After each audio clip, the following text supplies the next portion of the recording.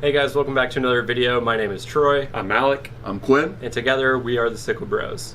Welcome to part 2 of our 2-part series installing our brand new custom aquarium. In part 1, we got everything unboxed and down here in my basement. Today we're going to be setting up the sump, aquascaping, getting the fish in. The whole tank will be complete in today's video. So the hard part's over, we're ready to have some fun. So, let's dive right in.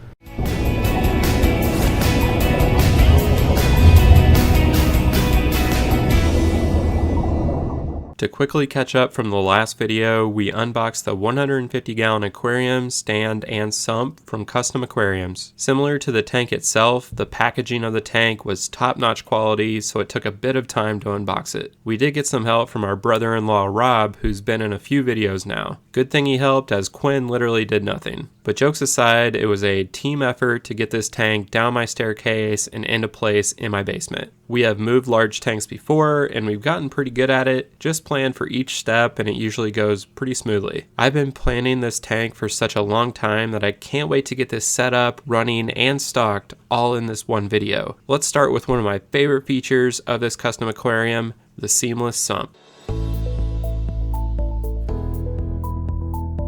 All right, Alec, let's talk about filtration and how we're going to set this Seamless Sump up. All right, so first of all, it starts off with the wide pre-drilled holes go right into the stealth box. One of my favorite things about the Seamless Sump package is the skimmer here that leads right into the stealth box. The water will come right through one of these bottom tubes here. This is the tube that will go in the back of the tank, which would take it to the sump. And that goes right into 2 massive filter socks.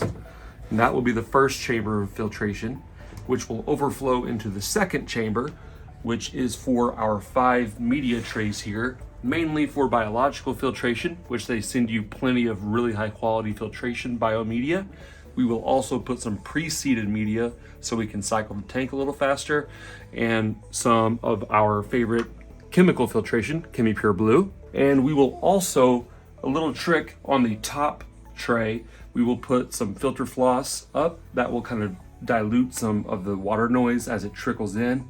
It'll make it a much quieter sump, which is already very quiet. So that will overflow into the next chamber, which is where you're going to keep your heaters and your outlet pump, which will take water back to the tank through this green hose. In these smaller pre-drilled holes, we have these 2 outlets here, customizable directions. And one of the coolest features is the siphon stopper in case of a power outage, or if you turn the power off for a water change. This will prevent any water from backflowing and overflowing your sump. It's a really nice safety feature. All right, Alex, so what is this last tub here? This last tub here is highly customizable. You can really make it what you want. At least it's just a water reservoir for any type of evaporation issues, or diluting the water for any type of toxins. You can also grow plants in here. It's easy to clip a light on. You can put meteor reactors, refugium you can get growing in there. So you can really make it your own. And one of the things I really like about all of these chambers is that it has a lid that you can put on here. It's a glass lid, so you can see how everything's going. You can easily take the glass lid off and work with anything. And that glass lid also prevents evaporation, so that is key. Okay, so here, hey, hit mute and mute yourselves. Okay, so here we have the stealth box. We have it attached to the tank, and this is the H2O overflow. So there's 2 different H2O overflows that will go in here and here. There are a couple customizations you can make. You can see this allows less water, which means less noise if you want to adjust that way. Or you could use this different grommet, which allows for more water flow and a little more noise. One of the focal points of this tank setup was finding the right driftwood and rocks for this scape. I asked around and was luckily pointed to SR Aquaristic for this step. I was blown away by their showroom, which has a really cool Mbuna tank and setup, a planted tank with cardinal tetras, and of course an awesome driftwood selection. They had some of the largest pieces I've ever seen, and even had a space to plan out your aquascape right there in the store. I went with one of the most unique pieces of driftwood and also picked out the rocks right here, which are elephant skin stones. Once I got back to my house, I let the driftwood soak in a bin for multiple weeks before it ever went in this new tank. But now that we have all the materials, let's get scaping. So we putting the sand in or what? Yeah, baby!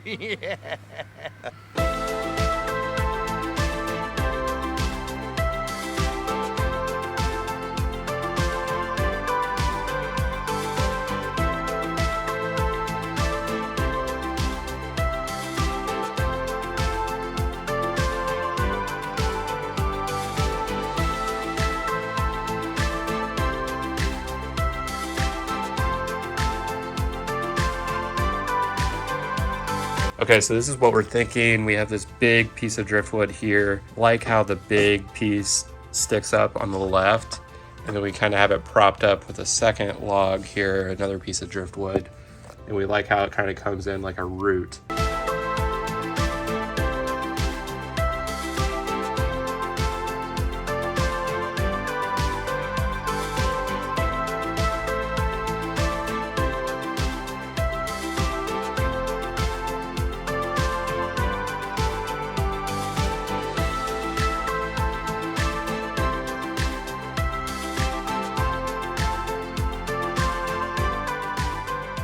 So the hardscape here is looking great, and it's exactly what I wanted. I can't wait to add the plants to this scape as soon as I finish plumbing and the leak test. I also wanted to do something slightly different from my typical tanks with the bar or LED strip lighting, so I went with 2 AI Prime lights, which I think gives this tank a very cool look, and I just love the way this tank is coming together. I like it a lot.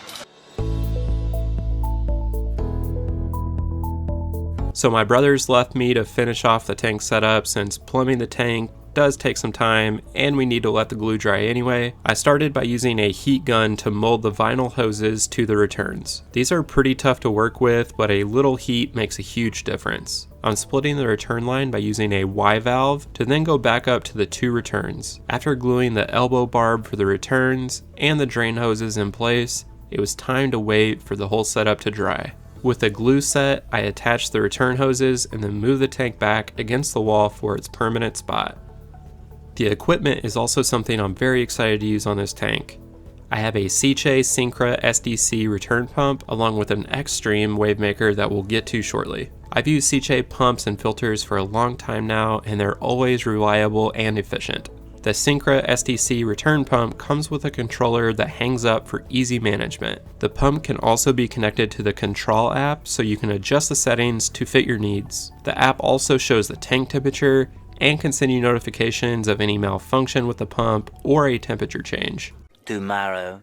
With the pump in place in the sump and attached to the return hose, it was time to fill this tank up for a leak test. Anytime I put together a sump, this is always the point I'm holding my breath. I started by filling the sump, and all good so far. Then it was time to fill the tank.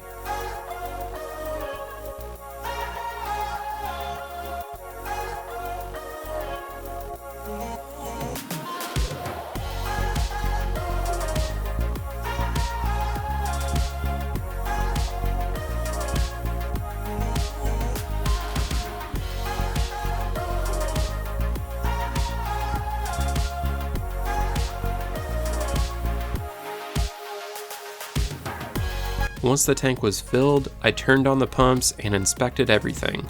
And thankfully, we were good to go. Next, it was time to add a few final pieces of equipment. I have the Cichlids Xtreme wavemaker and 2 300-watt heaters. The heaters go down in the sump while the wavemaker will be assembled and put into this tank. This pump will be controllable from the same app as my return pump, so everything is simple and easy. Wavemakers provide many benefits to an aquarium. Having good flow in your tank can prevent debris from building up, it can improve your filter's performance, and even oxygenate your tank. If you angle the pump upward slightly, it can break the surface tension in the tank and provide more oxygen to the system. The Seamless Sump is running really smoothly, and here in the first chamber, I have filter floss on the top to prevent some of the noise of the trickling water. And I also put Chemi Pure Green in one of the trays, which will definitely clear up the water fast. And then lastly, above the sump, I have the controllers to the 2 Cichlids pumps, as well as my power strip.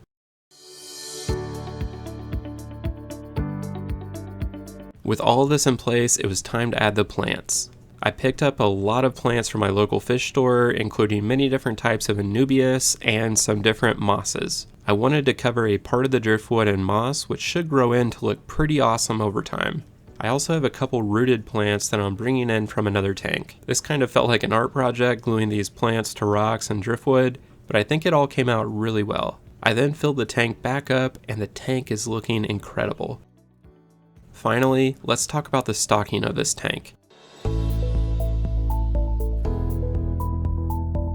I actually already added my first fish, the Apistogramma, which was in my desktop aquarium before. He's getting a huge upgrade here, and it was kind of a last minute addition to my plan. Then, in my 75-gallon aquarium, I've been growing out these fish for a while. The 6 Geophagus finni, 5 electric blue acaras, the albino hecali, and 2 of the plecos will be going in the new tank. The Geophagus finni are showstoppers, and they'll even grow a bit more, so I can't wait to get them in the new tank. I have a different plan for the severum and the Nicaraguan cichlids, as they'd eat all the plants I just put in the tank, so more to come there. Lastly, my 3 new angelfish are ready to come out of quarantine and join the new group in this new tank. Since the tank has been running for less than a week, I brought over plenty of cycled media from my other tanks and added it to the sump. I'm also adding a lot of sea chem stability each day, and together the tank is now safe for fish. My angels went into the tank first, followed by the albino hecali, and then one of my very large electric blue acaras who splashed like crazy.